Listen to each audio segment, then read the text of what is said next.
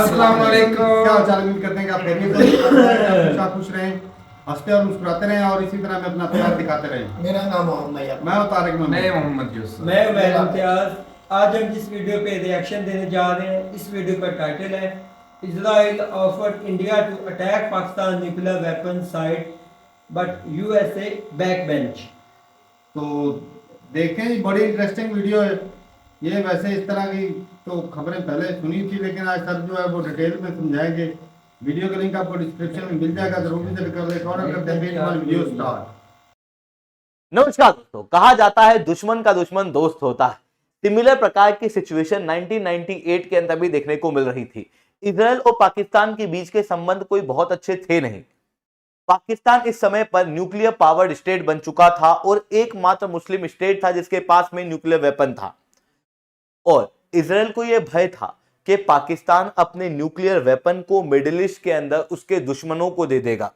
जिसके बाद इजराइल ने 1981 में जिस तरीके से इराक के अंदर उसकी न्यूक्लियर साइट पे अटैक किया था, ठीक उसी तरीके से पाकिस्तान के अंदर भी उसकी न्यूक्लियर साइट पे अटैक करने का ऑफर भारत को दिया। और इन दोनों ने मिलकर एक पूरा प्लान भी तैयार कर लिया था कि किस तरीके से पाकिस्तान में घुसना है और उसकी न्यूक्लियर साइट को तबाह कर देना है। बट बीच में एक कंट्री ने अड़ंगा लगा दिया, जिसके बाद आज भी पाकिस्तान के पास में न्यूक्लियर वेपन है और पाकिस्तान ने कई सारे और इरिस्पॉन्सिबल देशों को न्यूक्लियर वेपन प्रोवाइड कर दिया है और उसकी टेक्नोलॉजीज दे दी हैं।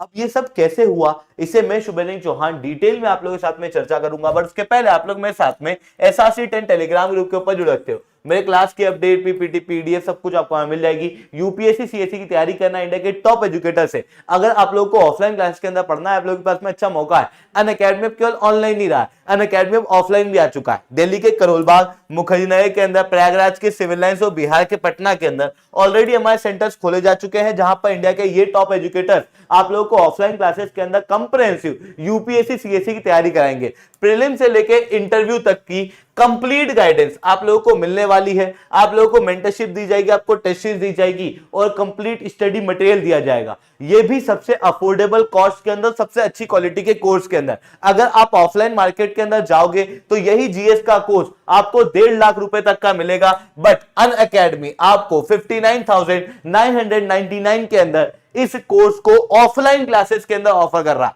तो अगर आपको इस कोर्स के अंदर जुड़ना है 20 तारीख के पहले तो आप इस नंबर के ऊपर कांटेक्ट कर सकते हो, या फिर नीचे डिस्क्रिप्शन के अंदर मैंने एक लिंक दी हुई है, उस लिंक को खोलना, उसको फिल आउट करना। हमारी टीम फिर आपको कॉल करेगी और कंप्लीट गाइडेंस आप लोगों को देगी किस तरीके से आप इस सेशन के अंदर या फिर अनअकैडमी की ऑफलाइन क्लासेस के अंदर जुड़ सकते हो। उसके लिए चलिए दोस्तों, समझने का प्रयास करते हैं यहाँ पे हुआ क्या है। देखो, पाकिस्तान के न्यूक्लियर प्रोग्राम को समझने का प्रयास करना। 1972 के अंदर पाकिस्तान ने सीक्रेटली एक न्यूक्लियर प्रोग्राम चलाया। इसी समय पे भारत भी 1974 के अंदर पोखरण 1 का टेस्ट कर चुका था। भारत के न्यूक्लियर टेस्ट को करने के बाद पाकिस्तान के अंदर घबराहट का माहौल था कि यार भारत ने न्यूक्लियर टेक्नोलॉजी टेस्ट कर ली है और बहुत जल्दी भारत एक न्यूक्लियर वेपन स्टेट बन सकता है। भारत उस समय पर यूनाइटेड स्टेट्स ऑफ अमेरिका के पास में भी D2O वगैरह के लिए गया था, जिसके बाद पाकिस्तान को यह खबर मिल चुकी थी कि भारत के अंदर जो न्यूक्लियर वेपन बनाने का प्रोग्राम है वो जोरों शोरों से चल रहा है। तो पाकिस्तान ने सोचा कि अब हम लोगों को भी अपना न्यूक्लियर वेपन बनाना चाहिए। पर बनाए तो बनाए कैसे? इनके पास में टेक्नोलॉजी के नाम पे कुछ भी नहीं था।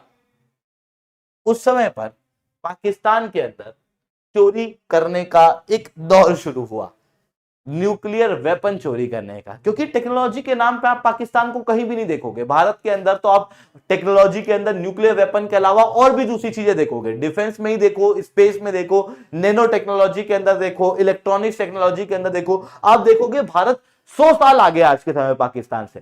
पर न्यूक्लियर वेपन के अंदर फिर पाकिस्तान कैसे आगे बढ़ा? तो पाकिस्तान ने एक रास्ता चुना, चोरी का रास्ता। उस समय पर अब्दुल कादिर खान, जिसे पाकिस्तान का फादर ऑफ न्यूक्लियर वेपन कहा जाता है, ये एक डग कंपनी जो कि न्यूक्लियर वेपन के अंदर ही और न्यूक्लियर टेक्नोलॉजी के अंदर ही डील करती है, यूरेन को, इसके अंदर काम करता था। और इसे काम दिया गया था एडवांस सेंट्रीफ्यूज को डक में ट्रांसलेट करने का। जिसके बाद इसको ट्रांसलेट करते करते अब्दुल कादिर खान को यह समझ में आ गया कि यूरेनियम का एनरिचमेंट कैसे करना है।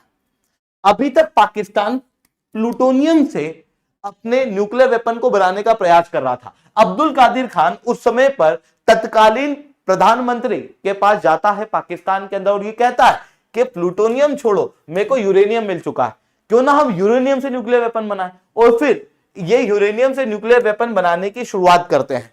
उस समय पर चाइना के साथ में भारत के रिलेशन बहुत अच्छे थे नहीं, और चाइना के साथ में 1962 में भारत का ऑलरेडी युद्ध हो चुका था, और चाइना चाहता था पाकिस्तान को मजबूत करना ताकि पाकिस्तान को भारत के खिलाफ खड़ा कर सके। इसी कारण से चाइना ने C-130 नाम के एक एयरक्राफ्ट में 1982 में एक न्यूक्लियर ब्लूप्रिंट भेजा पाकिस्तान को, क्योंकि चाइना के पास में ऑलरेडी न्यूक्लियर वेपन डेवलप था, तो उसने अपने न्यूक्लियर वेपन कैसे बना है उसका ब्लूप्रिंट पाकिस्तान को दे दिया, साथ में यूरेनियम भी दिया, इतना यूरेनियम कि पाकिस्तान 2 न्यूक्लियर बॉम्ब बना पाए। मतलब इनरिचमेंट की टेक्नोलॉजी चुराई गई, चाइना से ली गई ब्लूप्रिंट कि कैसे एटॉमिक बम बनाना है, और चाइना से ही लिया गया फ्यूल, और इससे तैयार हुआ पाकिस्तान के अंदर न्यूक्लियर वेपन। 1998 के अंदर पाकिस्तान ने भारत के कुछ दिन के बाद ही अपना न्यूक्लियर वेपन बना के तैयार कर लिया।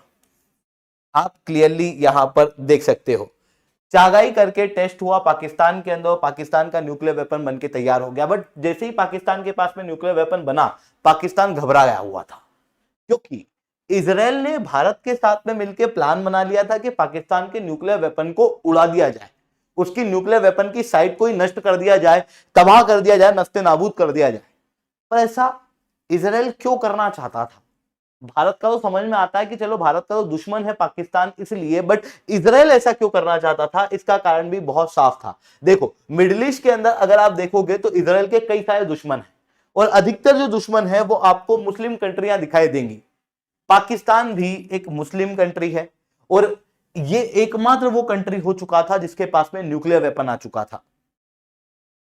पाकिस्तान के रिलेशन इजराइल से हमेशा से अच्छे नहीं रहे, क्योंकि पाकिस्तान हमेशा से पैलेस्टीन को सपोर्ट करता आया है। इवन अभी भी जो पैलेस्टीन के अंदर युद्ध हो रहा है, उस बीच में नेतन्याहू को इन्होंने आतंकवादी घोषित किया है, और इजराइल से आने वाले सामान को और इजराइल की कंपनियों को पाकिस्तान ने बैन कर दिया। यह क्लियरली दर्शाता है कि पाकिस्तान के इजराइल के साथ में रिलेशन अच्छे नहीं है, उस समय पे भी नहीं थे। और क्योंकि पाकिस्तान के इजराइल से रिलेशन अच्छे नहीं थे, और बाकी मिडिल ईस्ट की इस्लामिक कंट्रियों से पाकिस्तान के संबंध बहुत अच्छे थे, इतने अच्छे थे कि ये कंट्रियां भारत से डायरेक्ट बात नहीं करती थी, और डायरेक्ट ये पाकिस्तान के साथ में संबंध उस समय में बनाई हुई थी। उस समय पे हाइफनेटेड पॉलिसियां चलती थी। इसीलिए इजराइल को यह डर था कि पाकिस्तान हो ना हो दुश्मन देशों को, मतलब दूसरी इस्लामिक कंट्रियों को मिडिल ईस्ट के अंदर न्यूक्लियर वेपन प्रोवाइड कर देगा, और अगर ऐसा हो गया तो फिर इजराइल के लिए इनसिक्योरिटी बढ़ जाएगी, और इजराइल इसी कारण से पाकिस्तान के इस न्यूक्लियर वेपन साइट के ऊपर अटैक करना चाहता था। और ऐसा नहीं है कि इजराइल ऐसी चीज पहली बार कर रहा था। इजराइल ने 1981 के अंदर इराक के अंदर जो न्यूक्लियर साइट थी जहां पर न्यूक्लियर वेपन डेवलप हो रहा था, वहां पर एयर स्ट्राइक करके उस न्यूक्लियर वेपन साइट को तबाह कर दिया था। तो अब पाकिस्तान को डर सकता रहा था कि इजराइल हमारे ऊपर भी अटैक कर देगा और हमारी जो न्यूक्लियर साइट है उसे तबाह कर देगा, और भारत जिसके पास में न्यूक्लियर वेपन है उसके पास में न्यूक्लियर वेपन रहेगा। तो पाकिस्तान के सामने बड़ी दिक्कतें खड़ी हो रही थी। इसी समय पे पाकिस्तान के रडार में इजराइल का F-16S एयरक्राफ्ट भी आ जाता है, और पाकिस्तान का जो ब्लड प्रेशर है वो अचानक से हाई हो जाता है। वो पाकिस्तान से दौड़ लगाता है, दौड़ लगा के जाता है कहां? यूनाइटेड नेशन और यूनाइटेड स्टेट्स ऑफ अमेरिका। उस समय पर यूनाइटेड स्टेट्स ऑफ अमेरिका के अंदर क्लिंटन की सरकार थी। यूनाइटेड नेशन के अंदर उस समय पर अनन जो है वो कोफी अनन, वो यूनाइटेड नेशन के सेक्रेटरी जनरल हुआ करते थे। पाकिस्तान के एम्बेसडर यूनाइटेड नेशन के सेक्रेटरी जनरल से मिले। पाकिस्तान के जो टॉप ऑफिशियल है वो क्लिंटन एडमिनिस्ट्रेशन के साथ में रेगुलर टच में रहे, और इनके जरिए इजराइल के ऊपर प्रेशर डाला गया कि प्लीज आप पाकिस्तान के न्यूक्लियर साइट के ऊपर अटैक मत करो। But United states of America ने इस समय में पाकिस्तान का साथ दिया क्यों? और इवन ये जो प्लान उस समय पे बन रहा था, तो ये प्लान बनाने वाले भी आज के ही इजराइल के प्रधानमंत्री थे, नेतन्याहू। आप क्लियरली यहां पर देख सकते हो 1996 से 1999 के बीच में नेतन्याहू इजराइल के लीडर हुआ करते थे। तो उस समय पर बेंजामिन नेतन्याहू के द्वारा यह प्लान बनाया गया, बट क्लिंटन सरकार ने प्रेशर डाला और उसके बाद में यहां पर पाकिस्तान के ऊपर अटैक नहीं हुआ। पर बात आती है कि यूनाइटेड स्टेट्स ऑफ अमेरिका तो किसी देश के पास में न्यूक्लियर वेपन रहने नहीं देता, क्योंकि यूनाइटेड स्टेट्स ऑफ अमेरिका को हमेशा यह डर लगा रहता है कि अगर दूसरे देशों के पास में भी न्यूक्लियर वेपन आ गया तो फिर यूएस के पास में जो पावर है वो बचेगी नहीं। तो फिर यूएस ने पाकिस्तान का साथ क्यों दे दिया यहां? क्योंकि उस समय पर घटनाक्रम कुछ इस तरीके से हो रहे थे। देखो, पाकिस्तान के जो न्यूक्लियर प्रोग्राम है उसे उस समय पर यूएस सपोर्ट कर रहा था 1980s के समय से, और इसके पीछे जो मेजर कारण था वो था अफगानिस्तान। अफगानिस्तान के अंदर यूएसएसआर उस समय पर 1980s के समय पे काफी स्ट्रांग हुआ करता था, और अफगानिस्तान को अगर आप देखोगे तो इसकी जो बॉर्डर है वो लगभग सारे मिडिल ईस्ट के देशों के साथ में टच होती है।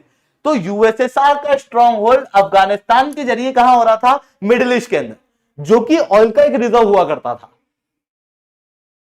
यूएस को यह बात पच नहीं रही थी, और यूएस को लग रहा था कि यार हमको अफगानिस्तान में एंटर करना चाहिए, और अफगानिस्तान में एंटर करने का एक ही रास्ता है, कौन? पाकिस्तान।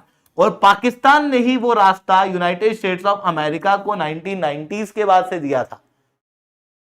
दूसरी तरफ भारत, जिसने ऑलरेडी न्यूक्लियर वेपन को टेस्ट कर लिया था 1998 के अंदर, मतलब भारत एक न्यूक्लियर वेपन स्टेट हो चुका था, और इसके रिलेशन रशिया के साथ में अच्छे हुआ करते थे। इस कारण से यूएस जो है वो भारत को काउंटर भी करना चाहता था। इसलिए पाकिस्तान के इस न्यूक्लियर प्रोग्राम को यूएस सपोर्ट कर रहा था। इसके प्रूफ के रूप में बताता हूं, मैंने आपको बताया था अब्दुल कादिर खान के बारे में। अब्दुल कादिर खान जब यूरेनको कंपनी से सेंट्रीफ्यूज की टेक्नोलॉजी को चुरा रहे थे, उस समय पर ये पकड़ा भी गए थे। यूरेनको कंपनी को और नीदरलैंड की सरकार को दोनों को पता था कि चोरी कर रहे हैं, और इस कारण से अरेस्ट वारंट निकाला भी गया था, पर नीदरलैंड की सरकार ने अरेस्ट नहीं किया, क्योंकि यूनाइटेड स्टेट्स ऑफ अमेरिका ने उस समय पर सपोर्ट कर दिया था। यह चीज हुई बाद में। यूनाइटेड स्टेट्स ऑफ अमेरिका को अपनी इस गलती का बहुत पछतावा हुआ, क्योंकि इजराइल यहां पर सही साबित हुआ। पाकिस्तान एक बहुत बड़ी इरिस्पॉन्सिबल न्यूक्लियर स्टेट बन के उभरा। पाकिस्तान जब न्यूक्लियर वेपन बना चुका था, उसके बाद उसने न्यूक्लियर टेक्नोलॉजी को चंद पैसों के लिए नॉर्थ कोरिया, ईरान और लीबिया जैसे देशों को ब्लैक मार्केट कर दिया। ये जो टेक्नोलॉजी है वो इन देशों के पास में भी चली गई। ये मैं नहीं कह रहा, ये खुद अब्दुल कादिर खान के कन्फेशन है 2004 के। इंटरनेशनल लेवल पे इसके खिलाफ केस चला, फिर उसके बाद पाकिस्तान के अंदर भी एक फोकट केस लगा दिया गया, और इंटरनेशनल लॉ ये कहते हैं कि भाई पहले देश के अंदर केस चलेगा, फिर इंटरनेशनल लेवल पे जो पनिशमेंट है वो दी जाएगी। क्योंकि देश के अंदर भी एक क्रिमिनल हो चुका था, तो इस कारण से इसे पाकिस्तान के अंदर ही रखा गया, एक्स्ट्राडाइट नहीं किया गया, और इसने पाकिस्तान के अंदर अपनी आराम की जिंदगी काटी।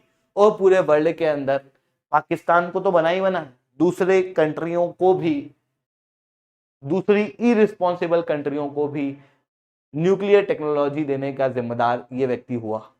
और इस तरीके से पाकिस्तान जो है वो न्यूक्लियर पावर स्टेट हुआ, जबकि भारत और इजराइल इसके न्यूक्लियर टेक्नोलॉजी के ऊपर शक भी कर रहे थे, रोकने का प्रयास भी कर रहे थे। और इवन इसके पास में जब न्यूक्लियर वेपन आ चुका था तो उस समय पर भारत ने अटैक करने का प्लान भी बनाया था, बट इजराइल के हाथ पीछे हटने के बाद भारत ने भी कोई अटैक किया नहीं।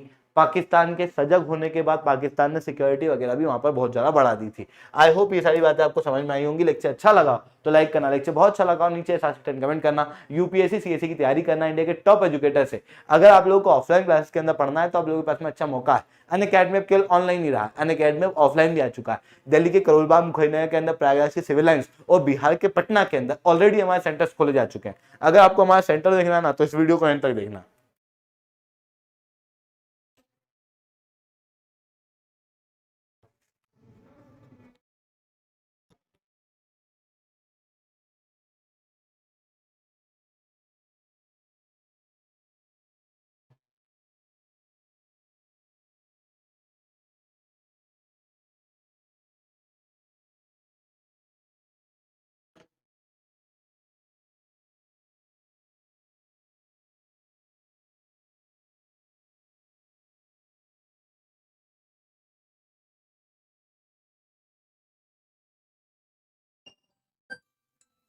चलें जी, वीडियो खत्म हो गई। बड़ी इंटरेस्टिंग थी वीडियो, सर ने बड़े कमाल का समझाया है। और साफ है कि भाई चलो जैसे भी करके पाकिस्तान गए, न्यूक्लियर बच तो बना ही लिया, फिर बच गई वो। चाहे वो कॉपी था, चाहे वो चुराया हुआ था, चाहे जैसे मर्जी- कैसे भी था। हाँ, जो मर्जी बोलो भाई साहब। लेकिन ये भाई काम देखो ना, पूरी दुनिया की नजरों से बच के करना, यूरेनियम ये है भाई अमेरिका का हाथ भी था। न्यूक्लियर बनाने में सबसे जो मेन काम है ना, वो यूरेनियम इनरिच करने का है। हाँ। और वो तो भाई साहब कदीर खान जो है वो सीख चुके थे, वो हमारा अपना बंदा वो था। हमारा अपना बंदा था। बाकी जो थोड़े थोड़े मामले थे वो हमें चाइना ने ब्लूप्रिंट दे दिए, जी। तो फिर जो है वो न्यूक्लियर तो हमारे पास। और मजे की बात ये इंडिया कि भाई सॉरी उन्होंने इंडिया की दो बात दाम- करूं। दो बाब का मसाला भी दे के भेजा था। लेकिन अमेरिका ने बहुत ज्यादा ना हमें ढील दी। वो डील भैया, यहाँ अपने पे फिर फायदे कोई के बात लिए। आ जाती है भाई साहब हर कोई अपने कि फायदे जहाँ पर अपने मफाद दिख जाते हैं वहां पर भाई साहब इंसानियत दम तोड़ देती है। देख ले कि पाकिस्तान के साथ मुफाद था अमेरिका का, यूएसएसआर को तोड़ने के लिए तोड़ने के लिए, अफगानिस्तान का रास्ता लेने के लिए। तो अमेरिका ने पाकिस्तान को न्यूक्लियर बनाने दिया। जहाँ पर उनको दिखता है कि भाई साहब इराक में कब आके उन्होंने तबाही मचा दी, ईरान में तबाही मचाई, भाई हम अभी भी लीबिया में तबाही मचाई अमेरिका ने। हम अभी भी उनके अलाये देखो कि 100 तकरीबन 160 से 70 हमारे पास एटम बम है। हम क्या है उनके? जिस अलाई उनके हाँ। तलाई है कि भाई साहब हम तो जी अजूरी वाले हैं, बस वैसे ऐसे ही है लेकिन ना। एब्सोल्युटली नॉट वाले भी हैं। हाँ, हम ये नॉट बात वाले नहीं है। नाट वाले हम वो जेल में बैठे हैं भाई, ये भी चीज है। बाकी भाई न्यूक्लियर इसराइल ने अटैक किया 1981 पे इराक का जो अपना न्यूक्लियर साइट उसको तबाह किया।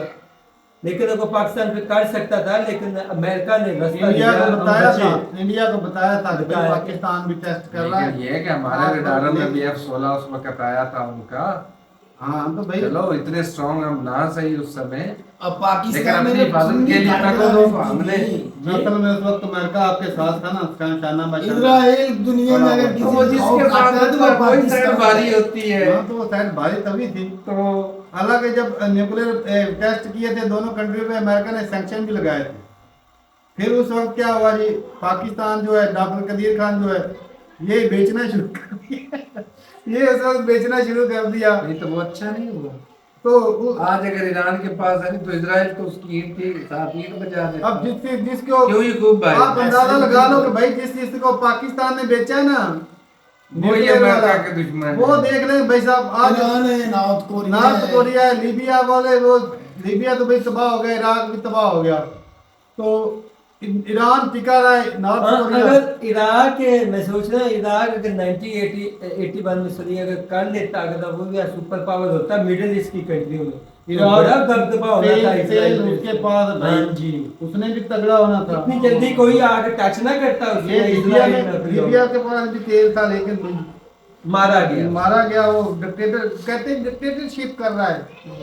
अमेरिका को तो चुभ रहा था कि वो डिक्टेटरशिप चला रहा है। आवाम से मरवा दिया, हाँ। अपनी आवाम से मरवा दिया। तो भाई यहाँ पे पाकिस्तान के मफाद ना होता तो पाकिस्तान के अफगानिस्तान से बुरे हालत इसने कर देने थे, ये अगर भाई- आपका न्यूक्लियर साइट ना मुद्दा सिर्फ इतना ही है। ओ यार, हम बहुत दुनिया में बहुत अहम कंट्री हम है पाकिस्तान, तो अपने आप को इतने ही यार समझता है। हमारी फोर्सेस जिंदाबाद। और हम भी जिंदाबाद, पाकिस्तान जिंदाबाद, पाइंदाबाद। इंशाअल्लाह। अब जब 9 कंट्री आते हैं ना भाई, कि जिसमें न्यूक्लियर पावर है, दुनिया के 200 के ऊपर कंट्री है, हमारा प्यारा नाम भी आता तो भाई पाकिस्तान का नाम भी आता है 9 कंट्रियों में। है जी। अब हो सकता है ईरान 10वें पे आ जाए। आ नहीं जाए, एक जो पक्की बात है। एक जो मोनोपोली थी ना पाकिस्तान की, वो भी चंद दिनों में खत्म हो जानी है। कि भाई 57 कंट्री है मुस्लिम कंट्री, जिसमें सिर्फ एक पाकिस्तान के पास न्यूक्लियर है। अब ईरान और भी- अब ईरान के पास भी हो जाएगा। वो जो एक मोनोपोली है ना, मोनोपोली का कोई नहीं नहीं, है। वो एक भाई, है, इतने खुशी एक की है। बात है तारक। कि भाई सिर्फ मुस्लिम कंट्री में सिर्फ पाकिस्तान के पास न्यूक्लियर है। मैं तो कहता हूँ अच्छा है। यूसुफ भाई, ईरान को अगर होना चाहिए, अच्छी बात है। 1982 ईरान के पास आ गए तो ये जो जंगें छिड़ी ये भी खत्म हो हाँ जाएगी। जी। 1982 में F-16 इनका हमारे रडार में आ गया, तो आज के समय में तो हमारा डिफेंस सिस्टम भी बहुत मजबूत है। हाँ बहुत मजबूत है वो। दूसरा अच्छा नहीं मजबूत है। बड़ा है ओ मजबूत। भाई नहीं, एक बैठ मिनट। जा। नहीं, ले लिया कश्मीर इंडिया ने, अब नीचे मुंह नहीं करना, सीधा मुंह कैमरे की तरफ करके बता। नहीं अभिनंदन इंडिया आया ने था। ले, हाँ उसको गिराया अभिनंदन नहीं। किधर गया? वो उसको पकड़ लिया था ना। नहीं, अभिनंदन किधर गया? अरे ये डिफेंस सिस्टम F-16 आज भी हमारे पास है। हाँ, इंडिया के पास कलभूषण नहीं भी है। आया था, कलभूषण किधर गया? और कलभूषण लेकिन एक चीज है, आपने तारिक देखा, भाई, एक चीज है, जासूस तो था। हमारा जो एयर डिफेंस सिस्टम है ना वो बहुत मजबूत है, कोई मान इतना नहीं भी इंडिया ना माने, लेकिन हम इंडिया से कम कंट्री नहीं की है। हिफाजत के अपनी लिए तो कंट्री- काफी है। ब्रह्मोस आया था, उसने पता भी नहीं वो चलने कौन दिया। था थर्मोस से भाई? थर्मोस, ना थर्मोस। ना, वो तो हमारी डील थी, हमारा एक अपना प्लान था। खर्च बचाया था, वो हमारा अपना बयान प्लान कर था, दिया। इंडिया को चूरन दिया था, थोड़ा सा खुश हो पाकिस्तान ने स्टेटमेंट दी थी कि किस यार बरमोस- पता लग अच्छा, गया, एक मिनट। स्टेटमेंट आई थी। किस बरमोस की बात कर रहे हो जिसकी टेक्नोलॉजी हमारे पास है? हाँ आज इसकी हमने बना आधे दिन तो हम चुरा लेते हैं। भाई साहब वो हनी ट्रैप में फंसा के जो डीआरडीओ के सेंटर चलो थे ना, जैसे भी लिया, उनसे हमने ये हमारा कमाल है। सारे ले लिए। मैं एक सवाल पूछ सकता हूँ। आपके हाँ जी। लीडर आपके जो है ना सेंटर वो टर्की है भाई। मैं एक चीज पूछता हूँ, वो सच्ची ठल्ले बात हैं। ठरकुल्ले हैं, ठरकुल- हाँ। एक सवाल है, वो हनी बात ट्रैप को कॉपी करने में कोई कौम हमसे आगे बता दो, एक कौम तो बता ये एक बड़ी बात है भाई। है, बहुत एक बड़ी बता बात, नहीं है, बहुत दो बड़ी छह बात। मुल्क है, 57 दो कंट्री छह में, मुल्कों में बताओ। 57 कंट्री में पाकिस्तान वो बाद पहला कंट्री था जिसने न्यूक्लियर वेपन भाई बनाया, अपने जी। दम पे बनाया। और अपने दम पे नहीं लोगों के पैसों से बनाया सऊदी अरब से भी वो हमारी मर्दानगी की सीधी हिम्मत है बातें तो भाई। मत कर यार। वो हमारी हिम्मत है भाई। भाई यकीन माने सारी चीजें मांगे तांगे की थी, देख ले न्यूक्लियर बना के नहीं तारा को इतना बता कामयाब हुए या नहीं? हुए भाई काम तो बात तो अल्लाह ये ने है। काम और कर बाकी दिया। भाई ईरान के पास अगर न्यूक्लियर आ जाता है ना तो वो ये भाई ये जो जंगे छिड़ी है ये रुक जाए, अमन हो जाएगा। अमन हो जाए, इंडिया और ऐसे- पाकिस्तान के हालांकि 98-99 में जंग हुई थी कारगिल की, हाँ जी। लेकिन उस वो इतने बड़े लेवल पे नहीं हुई। नहीं वो इतने वो छोटी मोटी जंग थी, इतनी बड़ी जंग नहीं थी। चलो नुकसान तो जानी हुआ था, बेसिक पॉइंटों पे बस हाँ थोड़ी बहुत थी। लेकिन ये जिस तरह ये ईरान और इजराइल की लगी है, अगर ईरान के पास न्यूक्लियर होता तो किसने अटैक करने तैयार की? अब भी कुछ नहीं रहा उनके ठीक है भाई, अपनी राय रोक देगा कमेंट सेक्शन में। वैसे जितने भी साइंसदान है पाकिस्तान के, चलो नंगे हो गए भाई, उन्होंने टेक्नोलॉजी चुराई है जैसे मर्जी।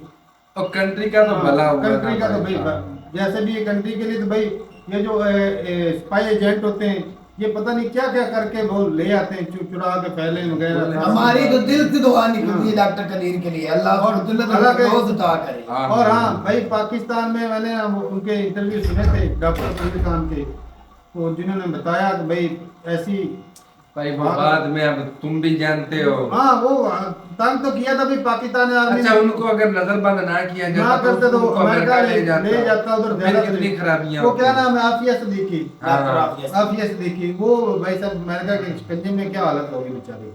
इसके साथ भी ऐसे चलो, होता था इसके साथ भी ऐसा होता है, इसलिए उन्होंने इधर नजर बंद करके रखा। जी। तो ठीक है भाई, अपनी रात रुकता है कमेंट सेक्शन में, लेकिन गलती तो थी उनकी कि उन्होंने न्यूक्लियर जो है वो यूरेनियम दिया, यूरेनियम नहीं, जो ब्लूप्रिंट थे वो दूसरे कंट्रियों को टेक्नोलॉजी बेचने की वो यार अच्छा किया यार। चले जी ठीक है भाई, अच्छा किया। गलती तो थी जिसकी वजह से वो कोर्ट ऑफ जस्टिस में वो घसीटे जा सकते थे। चले जी ठीक है भाई, अपनी राय रुकता है कमेंट सेक्शन में मिलते रहेंगे वीडियो के साथ, तब तक इजाजत दी। अल्लाह हाफ़िज़।